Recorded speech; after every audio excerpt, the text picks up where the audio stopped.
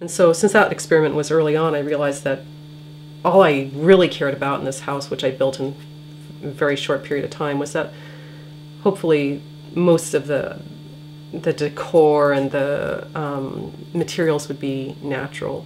And I think when you do that, you don't have to really pay attention to much else to make a very comfortable, aesthetically pleasing home.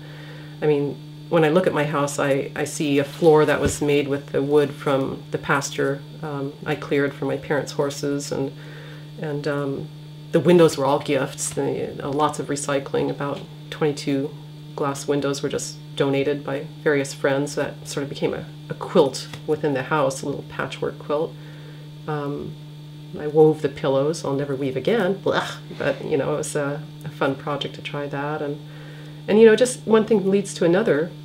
It doesn't have to be fast, and things can be replaced and modified. But and you know, you don't have to feel. I certainly don't feel that I have to have a beautiful home in any conventional sense. You know, I'm not trying to create some other person's look, but for my simple lifestyle, just putting simple things together is who I am, and that's what I'm comfortable in.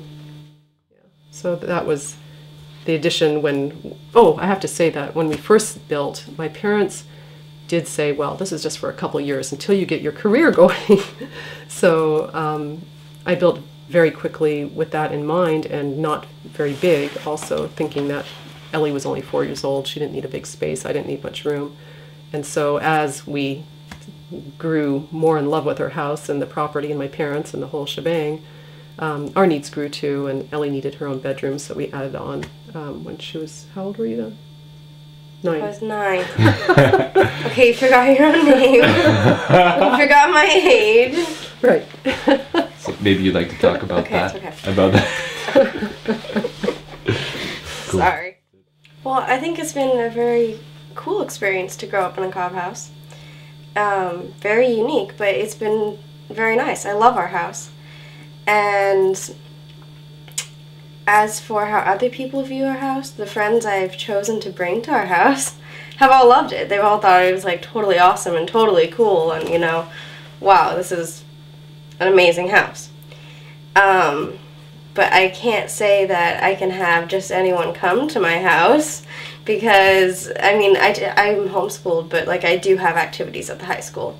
So I know some of the high school kids, and I wouldn't want just anybody to come and see, you know, an alternative house. It might kind of blow their minds a little bit. But I really like our house. I mean, it'd be very different to grow up, as she said, like in a little rectangular mushroom house. I can do that. Well, I think you're not really able to put in words, maybe because it's hard to talk about yourself, but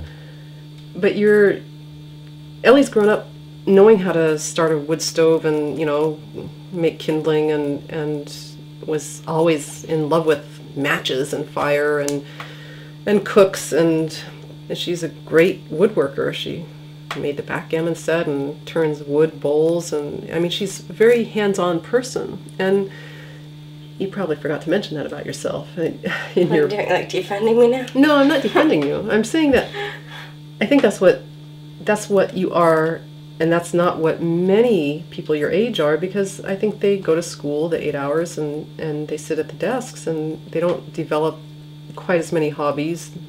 I mean, Ellie was knitting and modifying patterns, and taught herself how to knit practically, and when she was 4 years old, and these are the sort of things you probably don't even understand are so different than the normal kiddo. I just think people, if they really go with their inner feelings, they can do so much, and Cob is the perfect medium for anybody to build with. I would like to see people who feel they can't build a home get exposed to Cob and realize that they can build it, and just add such quality to their lives. That's all I would say. How about you? I don't think I have anything else to say. Cool.